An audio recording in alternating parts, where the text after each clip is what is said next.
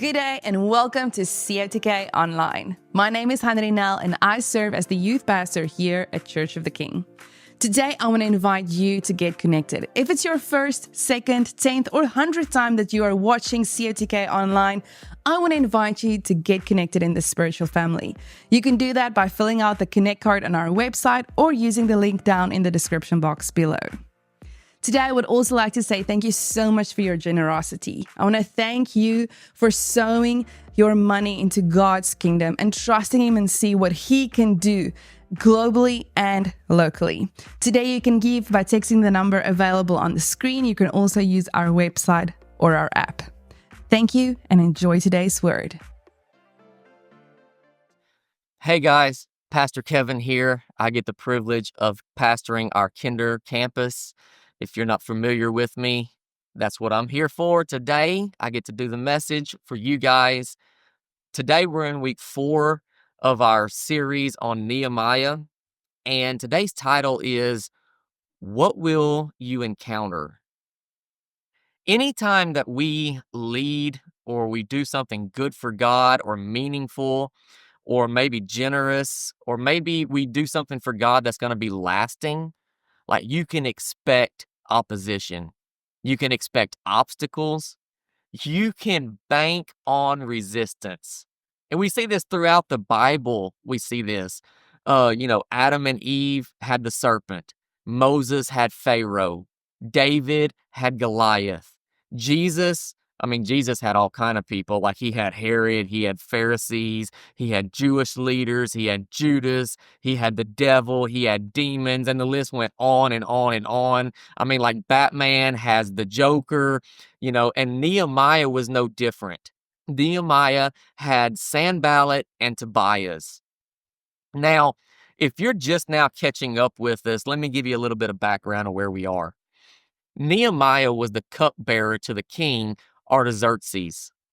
Now, Nehemiah was just a regular guy. He wasn't a big hero. He wasn't Russell Crowe in Gladiator or anything. He was just a normal, average guy that heard about his homeland and it broke his heart. But it inspired him to do something. And Nehemiah was real good at inspiring people to attempt what they thought was impossible. Now, it was kind of strange at how he went about rebuilding the walls when he got there. He didn't start with rebuilding the wall. He actually started with rebuilding the gates. Now, they did the sheep gate, they did the fish gate, they did the valley gate, they did the horse gate, they did water gate, they did dung gates. Like, I'm not making it up. It's in the Bible. All of it's there. Definitely, me personally, I would not want to live by the dung gate, maybe the valley gate, possibly the horse gate, but not the dung gate. But this was just average, ordinary people that Nehemiah came and pulled together. This wasn't masonry people or carpenters or nothing. This was like goldsmiths. This was like perfume makers. This was merchants. And Nehemiah pulled them together. And what I love about this whole story is this was just ordinary people using what they had right where they were. And I believe oftentimes some of the greatest things God does through us is when He calls ordinary people to use the tools that He's given them right where they are. And I believe as one of the pastors at COTK, I believe that's what God has called us to, just a group of ordinary people using everyday things right where we are. And we're making a difference in the world around us. So they start making a little bit of progress and everybody's on the same page and they're like, man, I think we can do this. Like the work is about to go down. It's taking off. We're seeing some stuff. And the first thing we see is when you're doing something for God, you're going to encounter discouragement. When we do something for God, opposition shows up. It just does. It happens. I want to start in Nehemiah chapter 4, verse 1. It says, when Sanballat heard that we were rebuilding the wall, he became very angry and greatly incensed. He ridiculed the Jews, and in his presence of his associates and the army of Samaria, he said, "What are these feeble Jews doing?" Now, the word feeble here, you need to understand what it means. It's the word that actually describes a flower that's been cut. So it's literally meaning that you're dying and you don't even realize it yet. So what he's really saying when he says, "What are these feeble Jews doing?" is he's really saying, what are these people doing because they're hopeless? They have no chance of accomplishing this. It goes on and he says, will they restore their wall? Will they offer sacrifices? Will they finish in a day? Can they bring the stones back to life from those heaps of rubble, burned as they are? Then Tobiah the Ammonite, who was at his side, said, "What are they building? Even a fox climbing up on it would break down the walls of stone." So the first thing we see is discouragement.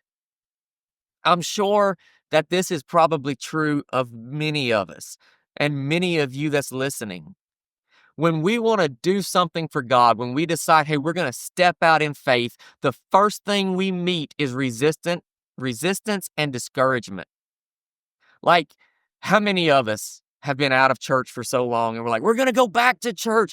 This is going to be the first time in a long time that I've been at church. And that morning when you wake up, the first thing that happens is a fight breaks out between you and your spouse or you and your kids and everything. And you cuss the whole way to church to go worship God. You know, you get out of the vehicle and you're like, I've cussed the whole way to worship God.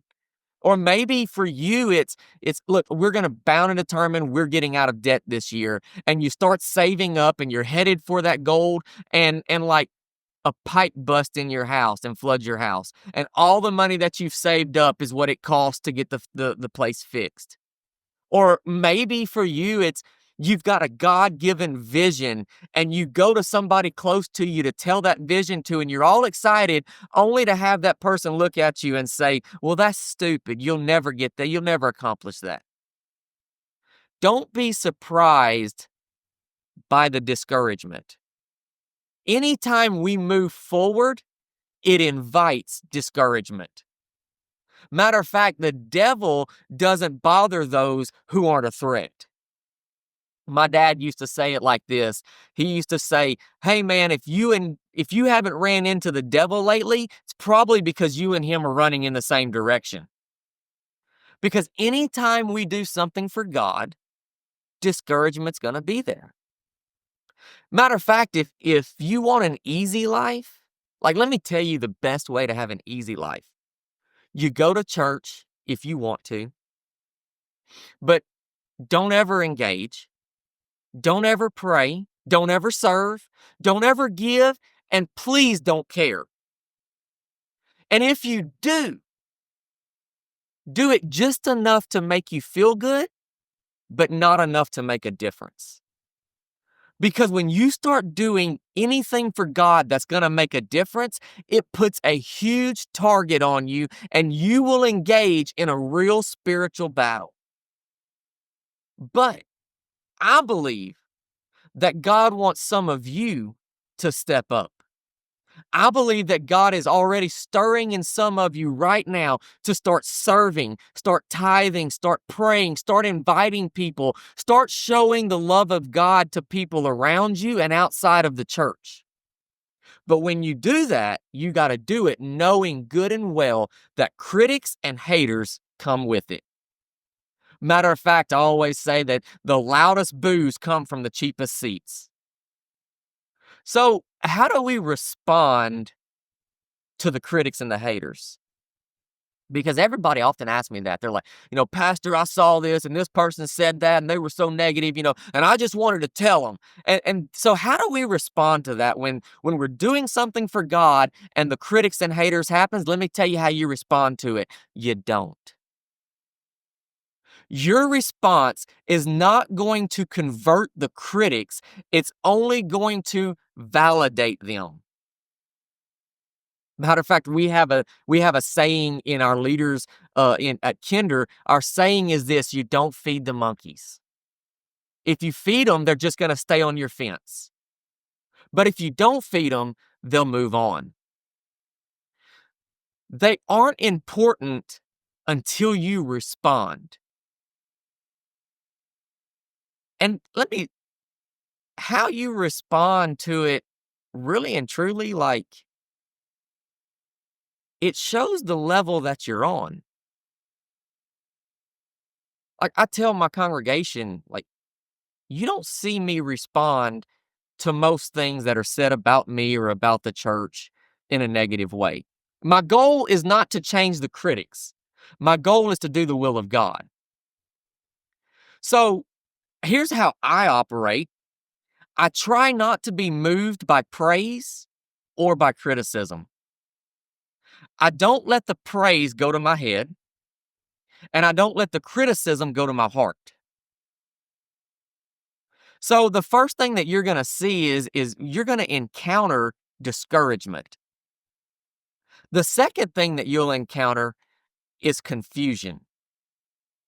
He talks about it in verse 7. It says, "But when Sanballat and Tobiah, the Arabs, the Ammonites, and the people of Ashdod heard that the repairs of Jerusalem walls had gone ahead and the gaps were being closed, they were very angry. They plotted together to come and fight against Jerusalem and stir up trouble against it." They plotted this. They're trying to make confusion. They're trying to come against it. You're going to see this when you're doing something for God. But we prayed to our God and posted a guard day and night to meet this threat. What does Nehemiah do? When confusion starts to happen, God, did you really say this? God, did you put this in my heart? I know I didn't miss it. Nehemiah does what all of us need to do. He prays. And look, like, I love Nehemiah's prayer. Now, Nehemiah, he's got some growing to do, but I want to share this prayer with you that he prays because it's in verse 4. It says, "Hear us, O God, for we are despised." Now, this is where it gets good. "Turn their insults back on their own head. Give them over as plunders in the land of captivity. Do not cover up their guilt or blot out their sin from your sight, for they have thrown insult in the face of the builders." This is what Nehemiah is saying. He's like, God, get them. God, send them to hell where the worm dieth not, and there's gnashing and weeping and everything. God, get them. Now, Nehemiah's got some growing to do, as many of us. But I love, like, if that's a prayer that I often want to pray about people and times is, God, get them. You see what they're doing? Get them. But when we face confusion, this is what I love about Nehemiah. Even though he prayed a prayer that needs some work, he prayed, then he got back to work. He didn't dwell on it. He didn't try to engage in what was going on. He went to God. He said, God, you see what's going on. Would you handle it? Because we got to get back to work. Look, the battles that we engage in shows the level of spirituality that we're on. If I'm as spiritual as I claim, then I should be able to rise above the adversity, the confusion, the discouragement. I should say, God, I know who you are. I trust in you, and this is nothing for you. And I love how Nehemiah was both spiritual and practical. He prayed as if everything depended on God, but he worked as if everything depended on us. So we see that you're going to encounter discouragement, you're going to encounter confusion, and the third thing that you're going to encounter is rubble. Let's look at the next verse. It says, "Meanwhile, while the people in Judea said, 'The strength of the laborers is giving out, and there's so much rubble that we cannot rebuild the wall,' Also, our enemies said, before they know it or see us, we will be right there among them and we will kill them and put an end to the work. Then the Jews who lived near them came and told us 10 times over, wherever you turn, they will attack us. Here's what happened. They looked around and they saw all the rubble. They listened to all the rumble and they believed that it was too much, that they couldn't do it. Now, get this, understand, they start out believing God is with us. We can do this. We're making progress. It's not too much for us. But when the adversity came, the discouragement, the confusion, and they looked around and they saw the rubble that was left, they took their focus on what God had already done and they put it on the task that was before them. And they saw and they listened to all the people saying that it can't be done. And they began to believe, maybe this is too much for us. Look, the external opposition will only be as loud as my internal security allows it to be. I'm going to say that again. The external opposition will only be as loud as my internal insecurities allow them to be. Someone right now, maybe it's you, is listening to your internal insecurities and saying that those are more than what God says who I am. Look, when the internal voices in me tell me that I will never be enough, I have to take those thoughts captive, make them subject to what God says about me. And I love how Nehemiah sees the people are discouraged. He looks around and he sees, yes, everybody is getting discouraged. It says in verse 14, after I looked things over, I stood up and said to the nobles and the officials and the rest of the people, don't be afraid of them. Who's the them? It's the people, the Sanballat and Tobias. It's the people that look at God's work and they say it'll never happen. Oh, they can never do that. He says, don't be afraid of them. Remember the Lord who is great and awesome. He takes the focus off of themselves and puts it back on God. Like oftentimes, when we begin to focus on the things around us and we take our focus off of God and we put it on ourselves, like the task seems too big. The things start happening. I mean, even Peter, when he got out the boat, he was walking on water as long as he was focused on God. But when he took his focus off of God and he put it on the wind and the waves and everything around him and the fact that he was standing on water and not in the boat, that's when he began to sink. But when you put your focus back on God, you see that God is greater, that He is greater that is in me than he that is in the world. You see that if God is for us, who can be against us? You look and you see that who can separate me from the mighty hand of God? And I believe what Nehemiah did with his people is he preached a sermon that we need to preach to ourselves often.